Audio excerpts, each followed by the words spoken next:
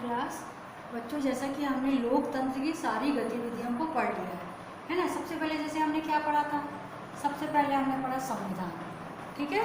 तो संविधान पढ़ा, लोकतंत्र पढ़ा। लोकतंत्र मतलब लोकतंत्र कहिए या प्रजातंत्र एक ही चीज़ होती है। तो लोकतंत्र का आशय क्या होता है, पब्लिक के द्वारा चुना जाना। तो पब्लिक हम लोग क्या है, आम प्रजा है। प्रजातंत्र, लोकतंत्र हम लोग हैं ना। तो लोकतंत्र के द्वारा जो सरकार चुनी जाती है, जैसे कि भारतवर्ष में ना, तो हम लोग सरकार चुनते हैं। तो लोकतंत्र के अंतर्गत और जो क्या क्या होता है, फिर उसके बाद क्या हुआ था, सरकार का हमने कैसे गठन किया, मतलब पूरा हमने इसके बारे में पढ़ा ना कि लोकतंत्र में कैसे हम क्या करते हैं, वोट डालते हैं, है ना। तो क्या करते हैं, उसके बाद फिर सरकार चुनी जाती है। तो सरकार कार्य कैसे करती है, उसके बारे में पूरा पढ़ा। फिर संविधान की रचना पढ़ा हमने कि संविधान का निर्माण कैसे हुआ, है ना। संविधान में फिर किसने किया निर्माण इसका, कैसे संविधान बना, कब से इसको लागू किया गया, कब हुआ हमारा देश आज़ाद, कब हुआ 15 अगस्त 1947 को। और संविधान कब से शुरुआत हुआ, 26 जनवरी 1950 को, है ना। तो 26 नवंबर को जैसा कि वो बन के तैयार हुआ था, फिर लागू किया गया 26 जनवरी 1950 को, है ना। और उसके बाद फिर संविधान के बाद हमने और क्या पढ़ लिया, चुनावी राजनीति, मतलब चुनाव से संबंधित सारी चीज़ें कि जब एक चुनाव होते हैं तो चुनाव कितने वर्ष में होते हैं, 5 वर्ष में होते हैं। चुनाव के लिए क्या योग्यता होती है, जो मत देता है मतलब कि वोट डालता है तो उसकी क्या योग्यता होती है, जो उम्मीदवार खड़ा होता है उसकी क्या योग्यता होती है, कैसा व्यक्ति जो खड़ा हो सकता है वो, और वो फॉर्म भरते समय उसको कौन सी शर्तों का पालन करना पड़ता है, मतलब वो कैसा व्यक्ति है जो उम्मीदवार बन सकता है, उसकी शर्तें क्या होती हैं, उसको क्या क्या करना, उसके क्या अधिकार होते हैं। और फिर उसके बाद हमने पढ़ लिया निर्वाचन आयोग। तो निर्वाचन आयोग जो कि स्वतंत्र उसकी कार्यप्रणाली होती है और उसको वो केंद्रीय शासन उसके कुछ नहीं कर सकता है। जो उसके अलग नियम होते हैं चुनाव से संबंधित, वो अपने नियमों का पालन करते हैं, जनता से कैसे पालन करवाते हैं जब चुनाव आचार संहिता लागू होती है ना। तो उसके बाद जो चुनाव के जो होता है निर्वाचन आयोग सब करता है कार्य, कैसे सूची की घोषणा करता है, पहले से ही सूची तैयार करी जाती है, सब एरिया में उसका सूची का जो BLO है वहाँ के वो बांटते हैं, नाम आता है, फिर कैसे लोग वोट डालते हैं, वोट देने जब जाते हैं तो उसका एक दिन निर्धारित होता है, उस दिन छुट्टी होती है। और फिर जो भी वृद्ध लोग जो है उनके लिए कैसी वहाँ व्यवस्था होती है, गर्भवती महिलाओं के लिए कैसी व्यवस्था होती है। तो पूरा वहाँ पे कौन कौन से पार्टी के प्रतिनिधि बैठे होते हैं कि कोई धांधली ना हो। उसके बाद फिर वोटिंग पढ़ा कि कैसे वोटिंग होती है, फिर मतदान पढ़ा, उसके बाद फिर उसका रिजल्ट आता है, जो जिसको सर्वाधिक मत वो होते हैं राष्ट्र में उसकी घोषणा हो जाती है। तो हमने पूरा चुनावी राजनीति के बारे में पूरा पढ़ लिया।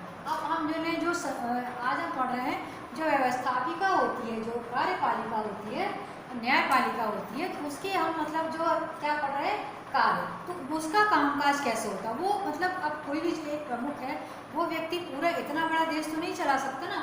उसके लिए वो क्या करता है, कार्यों का अलग अलग बंटवारा कर देता है ना, कि अलग अलग विभाग जो है वो अलग अलग कार्यों को देखे, जिससे कि देश है जो हमारा वो सुचारू रूप से चल सके, है ना।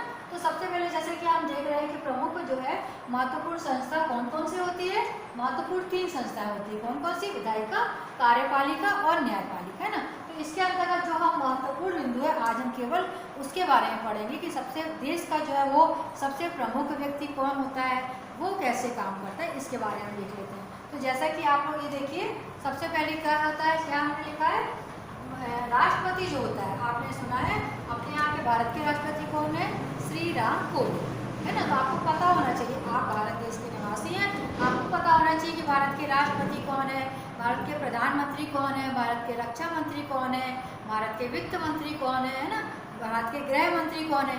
ये संपूर्ण जो होता है, ये बहुत जो 5 विभाग जो होते हैं, 4-5, वो बहुत महत्वपूर्ण विभाग होते हैं। और इनका जो मंत्री जो बनाया जाता है वो काफ़ी सोच समझ के बनाया जाता है कि जो उस विभाग में निपुण होते हैं, मतलब उनको उस विषय की जानकारी होती है, जो उस विषय में ज़्यादा योग्य है उसको जो है वो प्रधानमंत्री जो उनको मंत्री बनाते हैं राष्ट्रपति की सलाह से, है ना, राष्ट्र दोनों। तो इसमें प्रमुख कौन कौन है, देश का प्रमुख कौन होता है, इसके बारे में हम जैसे कि आज पढ़ रहे हैं। तो प्रमुख कौन होता है, राष्ट्रपति। कौन होता है प्रमुख सबसे अपने देश का, जो राष्ट्राध्यक्ष माना जाता है वो कौन होता है, राष्ट्रपति। राष्ट्रपति क्या होते हैं, राष्ट्राध्यक्ष होते हैं।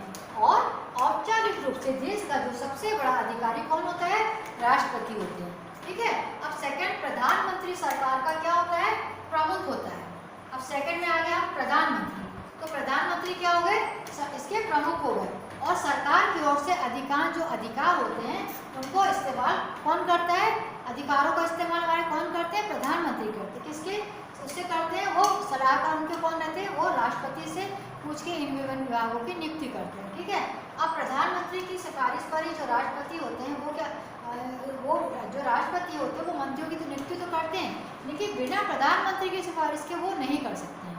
ठीक है, तो राष्ट्रपति क्या करते हैं, प्रधानमंत्री की सिफारिश पर ही वे राष्ट्रपति मंत्रियों की नियुक्ति करते हैं और फिर उनको शपथ दिलाई जाती है राष्ट्रपति के द्वारा विभिन्न विभाग वाले मंत्रियों को। और इनसे बनने वाले जो मंत्रिमंडल होता है उसकी बैठक में भी राजकाज से जुड़े आधिकारिक निर्णय जो लिए जाते हैं। अब हमने यदि किसी को लोकतंत्र में भेजा है नियुक्त करके, तो इसका मतलब यह नहीं है कि वो कोई भी कार्य करने में स्वतंत्र है, वो भी किसी कानूनी मतलब उसके अंतर्गत रहकर ही मतलब संविधान के नियमों का पालन करते हुए ही वो अपने नियम कानून में के दायरे में रहकर ही वो अपने कार्य कर सकता है। ऐसा नहीं है कि यदि वो मंत्री बन गया बिल्कुल स्वतंत्र है, कभी भी कोई भी निर्णय ले लेगा, अपने हिसाब से काम करा लेगा, तो इस टाइप से नहीं होता है। तो क्या है कि प्रधानमंत्री की जो सिफारिश पर राष्ट्रपति जो है वो मंत्रियों को नियुक्त करता है और इनसे जो बनने वाला जो मंत्रिमंडल बनता है कि बैठकों में राजकाज से जुड़े जो आधिकारिक निर्णय जो है वो लिए जाते हैं। अब संसद में जो राष्ट्रपति होते हैं उनके कितने सदन हमने पहले भी जैसे कि पढ़ा है, आप लोगों ने भी पढ़ा होगा, 6, 7, 8 अपन पढ़ते चले आ रहे हैं ना। सब में क्या होते हैं, इसके सदन कितने होते हैं, 2 होते हैं। कौन कौन से होते हैं, लोकसभा और दूसरा राज्यसभा। तो प्रधानमंत्री को लोकसभा के सदस्यों का बहुमत प्राप्त होता है, अर्थात सांसदों का जो सांसद जो कि हम चुन कर भेजते हैं, सांसद को डायरेक्ट कौन चुनता है, जनता चुनती है। तो फिर जिस पार्टी का जितने ज़्यादा अधिक सांसद होंगे तो उस पार्टी के फिर प्रधानमंत्री की नियुक्ति होती है। अर्थात जो सांसद होते हैं वो सांसद के सदस्यों का जिस भी व्यक्ति को बहुमत हासिल होता है, अर्थात जिसको मतलब समर्थन मिलता है, जिस भी पार्टी को जिसको समर्थन देते हैं, तो फिर उनका प्रधानमंत्री नियुक्त होता है। उसी प्रकार राज्य के जो प्रांतीय जो होता है, तो मुख्यमंत्री का जब चुनाव होता है तो जिसके पार्टी के विधायक ज़्यादा होते हैं, मतलब जो उसको समर्थन देते हैं, जिसके ज़्यादा विधायक होते हैं, वो फिर उस पार्टी के मुख्यमंत्री की नियुक्ति होती है। तो आज हमने केवल इसके महत्वपूर्ण पॉइंट को ही केवल पढ़ा है, इससे नहीं। और 3 संस्थाएं होती, विधायिका, कार्यपालिका, न्यायपालिका, और राष्ट्रपति राष्ट्राध्यक्ष होता है और औपचारिक रूप से देश का वो सबसे बड़ा जो है वो अधिकारी होता है। प्रधानमंत्री जो होता है वो सरकार का प्रमुख होता है और सरकार की ओर से अधिकतर जो अफसर होते हैं जो उसका इस्तेमाल कौन करता है, प्रधानमंत्री करता है। प्रधानमंत्री की सिफारिश पर राष्ट्रपति जो है वो मंत्रियों को नियुक्त करता है तथा इनसे बनने वाले जो मंत्रिमंडल है उसकी बैठकों में ही राजकाज से जुड़े अधिकतर जो निर्णय होते हैं वो लिए जाते हैं।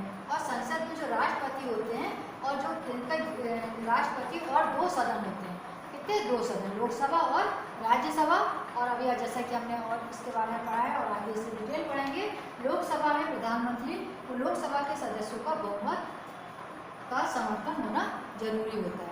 तो सांसद जो जिसको ज़्यादा वोट करते हैं वो प्रधानमंत्री होता है और विधायक जिसको ज़्यादा वोट करते हैं उससे राज्य का अर्थात प्रांत के मुख्यमंत्री बनते हैं। और प्रांत के प्रमुख होते हैं राज्यपाल और अपने राष्ट्र के प्रमुख होते हैं राष्ट्रपति। आज के लिए बच्चों इतना ही। आप लोग ये लेसन 4 पढ़ा रहे हैं, संस्थाओं का कामकाज, तो इसको आप अपनी कॉपी में लिखिए। ठीक है, इसको कॉपी में जो महत्वपूर्ण नोट्स हैं जो कि हम किताब से बीच से दे रहे हैं, आप इसको लिखते जाइए। और सभी बच्चों को अपनी कॉपी बनाना है। आपके संपर्क में यदि 9th क्लास के कोई और भी बच्चे हैं तो उनको ही बताइए कि वो वीडियो ज़रूर से देखें।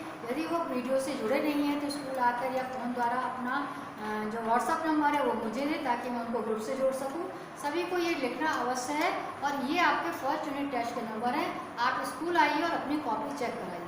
ठीक है, तो उसके लिए हम एक दिन आपको बताएंगे, तो उस दिन फिर आप आइए और अपनी कॉपी चेक कराते जाइए, लेकिन आपको नोट्स जो है वो लिखते जाना है।